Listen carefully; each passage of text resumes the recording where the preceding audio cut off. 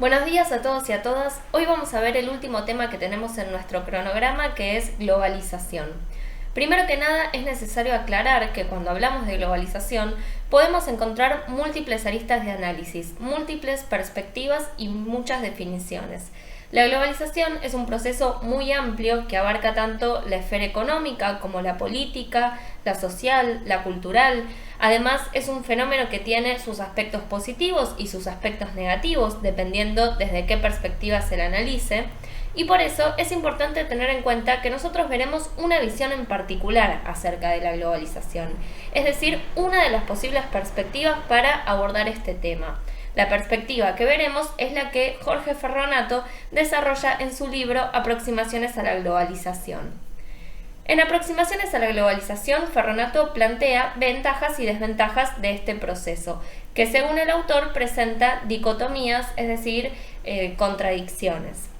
Mientras que se lo suele considerar un proceso de unificación gracias a los avances tecnológicos y las mayores facilidades en cuanto a la comunicación, sumado también a una mayor integración económica a nivel mundial, también es un proceso que a su vez produce fragmentación en algunos sentidos, como por ejemplo desde el punto de vista social, retomando un poco lo que habíamos visto con Svampa la clase pasada en cuanto a las asimetrías sociales que se acentúan a finales del siglo XX en Argentina y en todo el mundo. La globalización es un proceso histórico, un fenómeno que implica un proceso de integración mundial en los ámbitos económico, político, tecnológico, social y cultural, y que ha convertido al mundo en un lugar cada vez más interconectado. En ese sentido, se dice que este proceso ha hecho del mundo una aldea global. Al ser un proceso amplio, es difícil encontrar un punto de partida, el origen de la globalización, pero sí se pueden analizar antecedentes a la globalización, es decir, algunos cambios que se fueron dando a lo largo del siglo XX y que contribuyeron a la aceleración de este proceso. También se pueden mencionar algunos acontecimientos claves para pensar este fenómeno de globalización, acontecimientos que contribuyeron a que la globalización se consolide. Entre los antecedentes, el autor destaca la importancia de la Guerra Fría, principalmente en cuanto al desarrollo tecnológico. Hace algunas clases hicimos mención a la Guerra Fría como ese enfrentamiento entre Estados Unidos y la Unión Soviética, no vinculado a los enfrentamientos bélicos directos, sino más bien en relación a la carrera armamentística o la carrera espacial. Lo que nos interesa aquí de la Guerra Fría son los esfuerzos que ambas potencias pusieron en constituirse como la potencia hegemónica, como la potencia más poderosa a nivel económico, político y también militar. Esto es importante ya que más allá del enfrentamiento en sí entre Estados Unidos y la Unión Soviética, y más allá de las consecuencias políticas que ya las analizamos cuando vimos el Tercer Mundo y la Revolución, la Guerra Fría contribuyó también al desarrollo industrial. Con la intención de dar crecimiento al poder destructivo, los respectivos gobiernos de cada potencia invierten en el desarrollo de armamentos. Esa inversión estratégica en el desarrollo de armamentos va a permitir que en los años en los cuales se desarrolla la Guerra Fría se produzca un acelerado avance industrial y tecnológico. Por otro lado, como acontecimiento clave para pensar los orígenes de la globalización, podemos mencionar la aparición del microchip en la década del 70. Para el autor, la globalización se origina con el microchip y con la utilización de nuevos materiales como materia prima, como por ejemplo el silicio. Por último, la globalización se consolida a partir de la década del 90 con la crisis y desmoronamiento de la Unión Soviética. Es decir, que como antecedentes podemos marcar la Guerra Fría y la importancia de la Guerra Fría en el desarrollo industrial y tecnológico. Como acontecimientos clave para pensar el origen de la globalización podemos pensar la creación del microchip y por último, como acontecimiento clave para la consolidación de la globalización podemos pensar la crisis y caída de la Unión Soviética. Este último acontecimiento es muy importante ya que Ferronato define a la globalización como una tendencia a la conformación de una sociedad capitalista mundial homogeneizada. Esta sociedad capitalista mundial homogeneizada se afianzó principalmente con la crisis y posterior disolución de la Unión Soviética. Es decir, con la caída de la Unión Soviética, el sistema capitalista pasa a tener hegemonía a nivel mundial. Algunas de las características generales de este proceso de la globalización, además de ser un fenómeno planetario y multidimensional, como mencionábamos al comienzo de la clase, son, por ejemplo, el aumento del desempleo. El crecimiento del desempleo a nivel mundial tiene que ver con varias cuestiones. Por empezar, con lo que veíamos la clase pasada con el texto de Svampa acerca de cómo el achicamiento del Estado permite o da lugar a políticas de flexibilización laboral, es decir, tipos de contratación que facilitan la entrada y salida al mercado de trabajo, pero también el crecimiento del desempleo se desarrolla con el desarrollo, valga la redundancia, de la alta tecnología, que persigue el objetivo de maximizar la relación costo-beneficio, es decir, se apunta a desarrollar alta tecnología para poder producir más y más barato en menos tiempo. Por lo tanto, se incorporan al proceso productivo maquinarias que reemplazan el trabajo de los hombres. La globalización también se puede caracterizar desde un punto de vista cultural, ya que hay pautas de consumo estandarizadas, que siguen el modelo principalmente de la clase media estadounidense. Estas pautas de consumo estandarizadas son consecuencias de las relaciones internacionales derivadas de los mayores intercambios de información, de tecnología, de economía o el turismo, entre otros. Las nuevas reglas que rigen el mercado de consumo, que logran estandarizar las pautas culturales, contribuyen al crecimiento del individualismo, a la fragmentación del cuerpo social, ya que ya no son pautas culturales las que diferencian a las distintas clases sociales. Las diferencias se van a dar en otros sentidos, pero no en cuanto a los consumos culturales, los modos de vestir o los espacios de sociabilidad. Desde un punto de vista político, la globalización se caracteriza por un proceso de desestatización, de transferencia del espacio público al espacio privado. Esto lo vimos la clase pasada, que sucede en Argentina durante la década del 90. Durante esos años no solo se privatizan las empresas públicas, sino que Svampa marca que se produce también un proceso de privatización de lo social. Hay determinados sectores que se relegan al ámbito privado, que se autoexcluyen. Por último, desde el punto de vista económico, la globalización se puede caracterizar, según Ferronato, por corresponderse con una economía mundial interdependiente, una economía mundial más integrada, podríamos decir, en la que se van borrando las fronteras de los estados-nación. Y como contraparte a ese borramiento de las fronteras de los estados, las empresas multinacionales, las grandes corporaciones, se posicionan en el mundo de manera independiente de sus países de origen. Para definir la globalización, Ferronato propone 6 pilares básicos de la sociedad global. Estos pilares estructuran su libro, ya que le dedica un apartado a cada uno. Es decir, el libro está dividido en 6 partes y cada una de estas partes sirve para desarrollar un pilar. Los pilares son la erosión del Estado-Nación, el impacto tecnológico y la comunicación social, la mundialización de las finanzas, los cambios en los sistemas de producción industrial, la aldea global, megaciudades, política y cultura, y el último, impacto global sobre el medio ambiente. Con respecto al primer pilar, la erosión del Estado-Nación, Ferronato hace referencia a que los estados disminuyen su capacidad soberana. Cuando comenzamos la materia, habíamos visto con Garabedian que uno de los componentes del Estado era la soberanía. La soberanía consistía en que el Estado ejercía dentro de un territorio delimitado un poder que no podía ser cuestionado ni equiparado por ninguna otra institución. La globalización se caracteriza por el crecimiento de los poderes transnacionales, es decir, poderes que trascienden las fronteras de los estados, ya que los países adoptan políticas determinadas por los organismos internacionales como el FMI. Además, como dijimos hace un momento, el autor destaca a las empresas multinacionales como un actor determinante de la globalización. Y estas empresas, por su estructura, justamente trascienden las fronteras de los estados, ya que son empresas que se fundan en un país, pero que cuentan con filiales en otros países del mundo. Es decir, se reduce la capacidad soberana de los estados porque empieza a haber otros actores económicos que empiezan a tener más poder o que le disputan poder al Estado. Además de la capacidad soberana, el autor destaca el fin de los particularismos culturales en pos de una homologación de las culturas, lo que hablábamos recién con respecto a la homogeneización de la cultura a nivel mundial. Esto también lo podemos relacionar con lo que habíamos visto con Garabedian y la importancia para el Estado de generar una identidad nacional en la población que permita generar a su vez un sentimiento de pertenencia. En un mundo globalizado, a la par que se van borrando las fronteras de los estados, esas identidades nacionales, ese sentimiento de pertenencia, también se va borrando y los consumos culturales se vuelven cada vez más homogéneos a nivel mundial. Sin embargo, para Ferronato, esta erosión del Estado-Nación se compensa con otro proceso que llama de regionalización.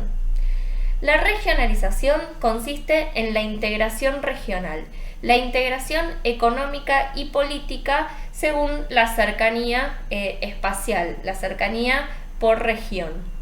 La regionalización son alianzas estratégicas entre distintos países que conforman espacios regionales comunes, como por ejemplo el Mercosur en el caso de Sudamérica o la Unión Europea. Este proceso de regionalización, por un lado, disminuye la capacidad soberana de los estados. Ferronato dice que mina la capacidad soberana de los estados, que mina la soberanía nacional, pero a su vez permite a los estados lograr mejores posiciones en el mercado global, posiciones más competitivas. El segundo pilar mediante el cual el autor define a la globalización es el impacto tecnológico y la comunicación social.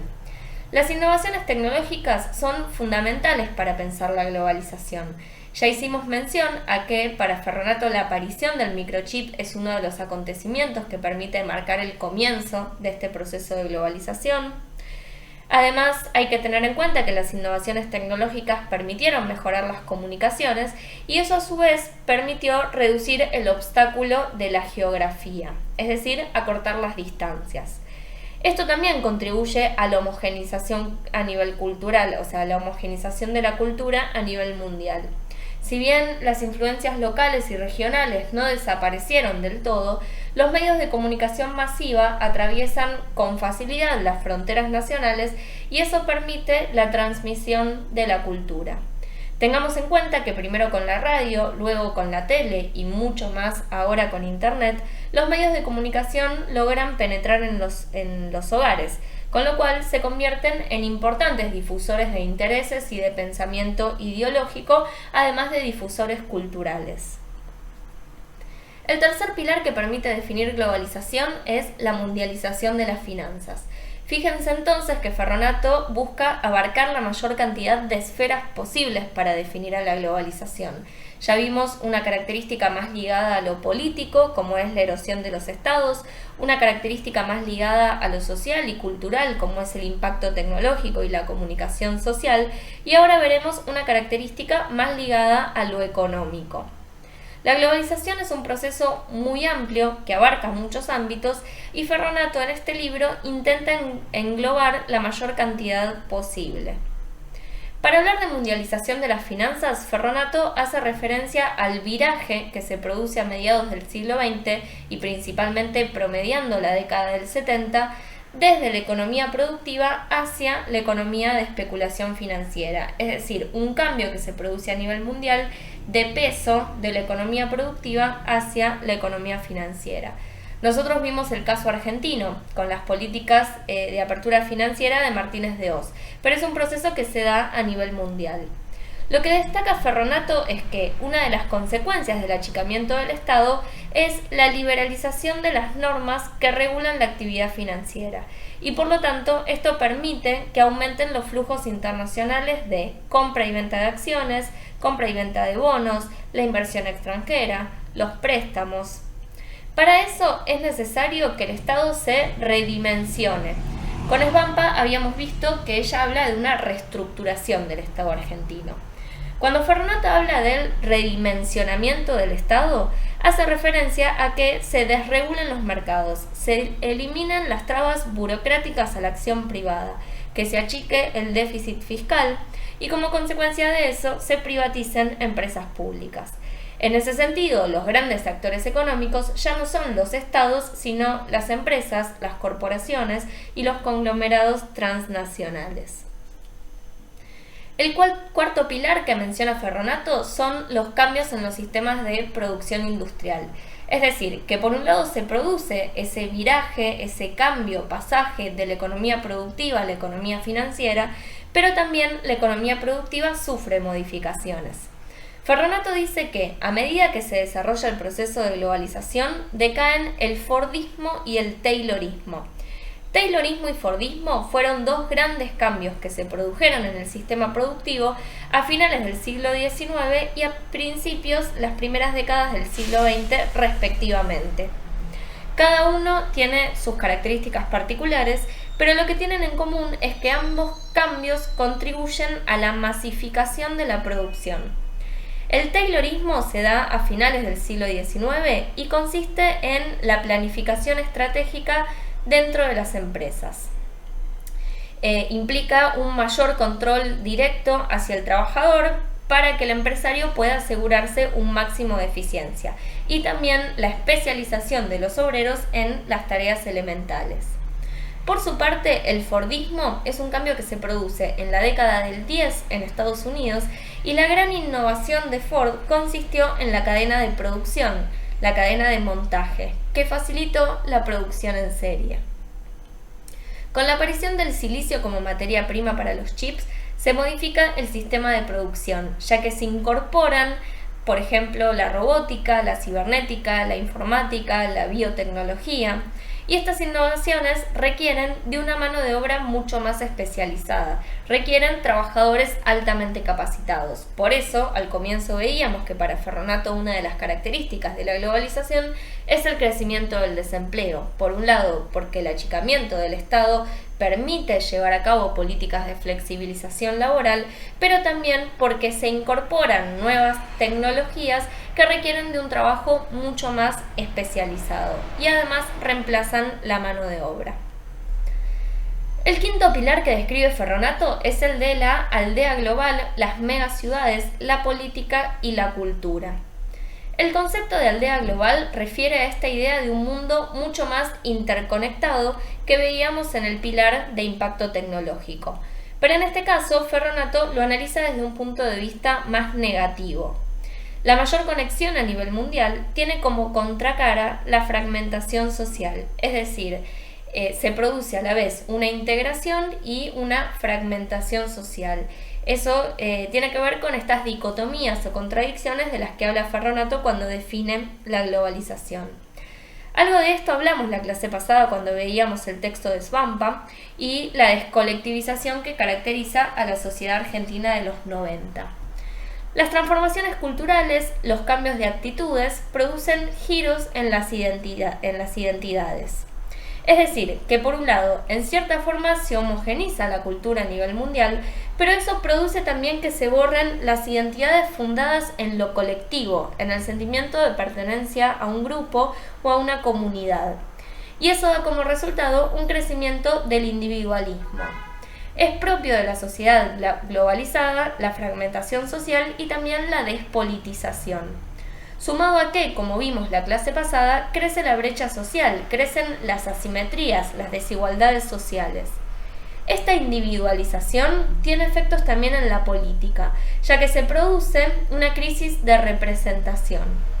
Esto también lo vimos la clase pasada aplicado al caso argentino. En la década del 90, en Argentina, los partidos políticos más representativos, que son la Unión Cívica Radical y el Partido Justicialista, forman alianzas con los grupos económicamente dominantes, con lo cual dejan de representar a las mayorías. Sumado a que estos partidos adoptan el discurso neoliberal, por lo tanto se van alejando cada vez más de la mayor parte de la población. Esta despolitización da lugar a que, Ferronato dice la televisión, pero hoy en día podríamos hacer más énfasis en Internet y en el poder de las redes sociales, da lugar a que ocupen esos vacíos de representación que van dejando los partidos políticos. Ferronato dice que el periodismo y la televisión se convierten en los mediadores entre el poder y la gente. Con respecto a las megaciudades, Ferronato dice que ese viraje de la economía productiva a la economía financiera provoca que la economía se traslade principalmente a los centros urbanos. Es lo que veíamos también la clase pasada cuando Svampa hablaba de ese proceso de asimetría regional que se produce en Argentina, donde el territorio va a quedar dividido principalmente en tres partes. El área central eran justamente los centros urbanos, donde se podía desarrollar una economía más ligada a los servicios y a la actividad financiera. Las consecuencias negativas del crecimiento de las ciudades las consecuencias negativas del crecimiento de las ciudades es que se acentúan los problemas relacionados a la inseguridad, a la exclusión social y también al déficit de los servicios sanitarios, es decir, comienzan los problemas relacionados al hacinamiento. Por último, el sexto pilar que menciona Ferronato es el impacto global sobre el medio ambiente.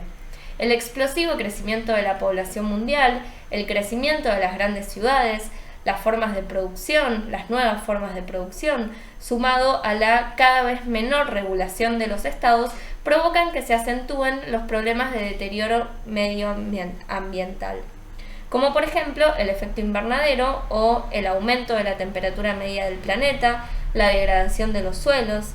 Por lo tanto, para el autor es fundamental que se desarrollen desde los estados, pero también desde lo local y lo internacional, políticas de planificación territorial sustentable. En relación a este deterioro del medio ambiente, pero también al crecimiento de las desigualdades sociales, para concluir, el autor afirma que se debe reconstruir el papel del Estado y la sociedad civil. Se deben repensar políticas de participación, de inclusión para todos esos sectores sociales que quedan excluidos. Para el autor se debe humanizar a la globalización. La política debe humanizar la globalización y tener como objetivo elevar el estándar de vida de los grupos más vulnerables y pobres de la sociedad. Bueno, con esto terminamos la cursada. Les agradezco mucho a los que llegaron hasta acá. Espero que los videos les hayan servido y les deseo mucha suerte en los finales.